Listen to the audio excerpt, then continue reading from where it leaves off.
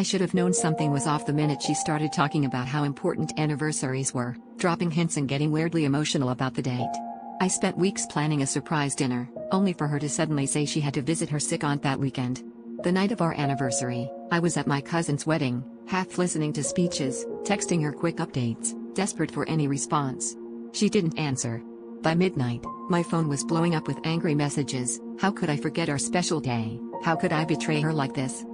I rushed to her apartment the next morning, flowers in hand, rehearsing apologies I didn't even believe I owed. Her roommate looked at me with pity, said she hadn't come home. I called, begged for another chance, and finally, she picked up, her voice cold, accusing, like I was the villain here. She said she saw photos of me at the wedding, that I must not care about her at all. She hung up before I could say a word. A week later, a mutual friend sent me a video from that same weekend. There she was, in a white dress, laughing with a guy I barely recognized, surrounded by people I'd never met. My heart felt like it had been ripped out of my chest. She didn't even look guilty.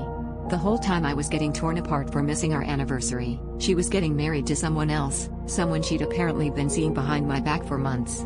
All the fights, the late night calls she ignored, the sudden weekend trips, none of it made sense until now.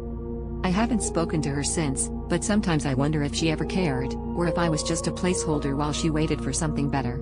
The betrayal still stings, but what hurts more is how easily she rewrote the story, making me the bad guy while she walked down the aisle. Maybe I ignored the signs because I was afraid to be alone, clinging to someone who'd already decided to leave.